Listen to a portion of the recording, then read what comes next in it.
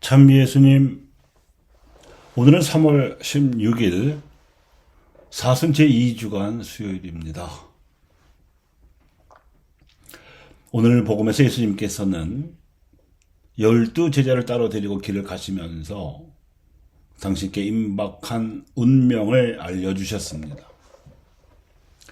십자가 죽음이 기다리고 있지만 부활하실 것이라는 말씀이었는데 벌써 세 번째 예고였습니다.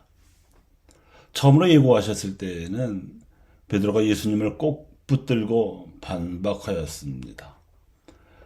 그래서 예수님께서는 베드로에게 사탄이라고 부르시며 물러가라고 호통을 치셨습니다. 모처럼 예수님께서 베드로가 신앙을 고백하는 말까지 들으신 참이었고, 그래서 예수님께서는 그에게 하늘나라 열쇠까지 맡기신 참이었습니다. 베드로가 나서서 반박까지 했던 까닭이야 한껏 들떠있던 제자들이 십자가 예고 말씀으로 벼락을 맞은 기분이었던 탓이겠지만, 예수님으로서도 제자들을 3년 동안이나 가르쳤는데도 알아듣지 못하고 전혀 기대 밖의 반응을 보시자 너무나 실망하실 수밖에 없었기에 호통을 치셨던 상황이었습니다. 그래서 베드로와 야고보와 요한만을 따로 데리시고 타bor산에 올라 기도하시며 거룩하게 변무하시는 모습까지 보여주셨습니다. 이 세 제자가 얻은 확신이 나머지 제자들에게도 전해졌으리라고 기대하신 예수님께서 두 번째로 십자가와 부활 예고를 하셨지만 제자들은 몹시 슬퍼했을 뿐 도무지 알아듣는 눈치가 아니었습니다. 그리고 나서 세 번째로 십자가와 부활을 예고하신 말씀이 오늘 복음입니다. 이번에는 제자의 어머니가 슬그머니 끼어들었습니다. 아마도 당신의 두 아들을 출가시키고 나서 줄곧 따라다녔던 모양이고 예루살렘에 올라가면 무언가 좋은 일이 기다리고 있을 것 같다는 기대를 한 모양입니다. 그래서 그 어머니가 엎드려 절하기까지 하면서 간청한 내용은 이러했습니다. 스승님의 나라에서 저의 이 두 아들이 스승님의 오른쪽과 왼쪽에 앉게 해주십시오. 이러고 보면 그 어머니나 제자들이 알아들은 하느님의 나라는 예루살렘에 올라가서 실현되리라고 기대한 현세의 왕국이었음이 분명합니다. 왕정 국가로 치면 우의정과 좌의정 자리를 청탁한 셈입니다. 그런데 이를 바로 옆에서 지켜본 나머지 제자들의 반응 또한 비슷한 수준이었습니다. 제자가 12명이나 되는데 이 결정적인 기회라고 보여지는 때에 어머니까지 내세워서 자리 청탁을 한 야고보와 요한에게 불쾌하게 여긴 것입니다. 현세적 영광과 권세를 노린 어머니의 치맛바람이라고 하겠습니다. 누가 더 나을 것도 없는 상황인 것이지요.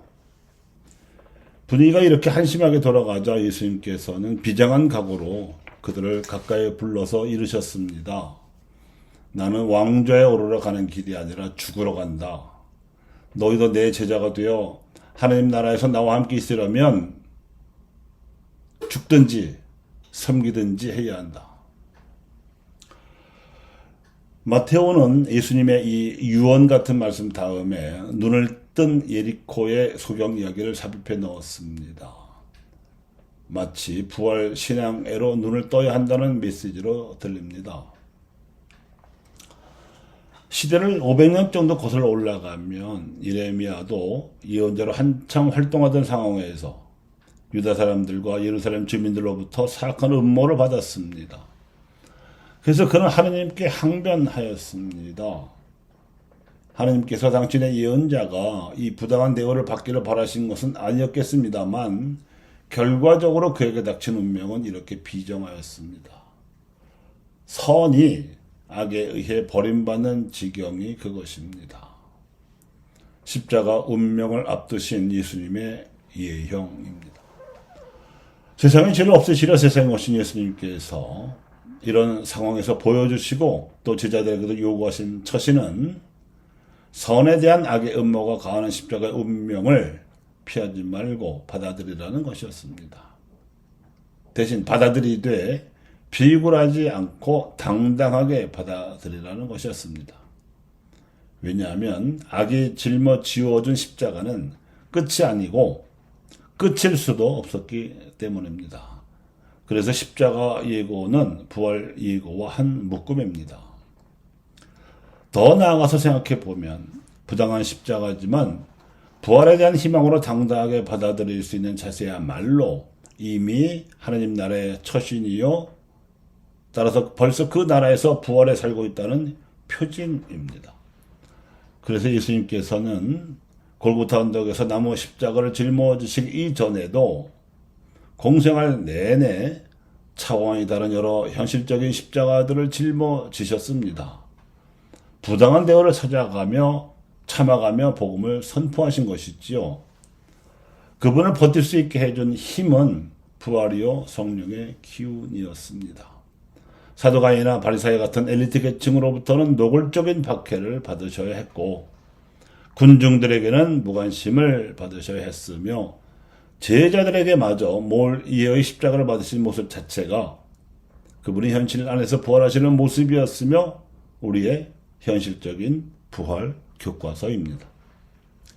단지 결정적이고 대단한 차이가 있다면 그것은 그분은 하나님을 가장 닮으신 아드님으로서 성령의 기운을 받아 그토록 당당하게 십자가를 짊어지실 수 있었지만, 우리는 나약한 인간이라서 종종 이 십자가를 너무도 힘겹게 느낀다는 것입니다.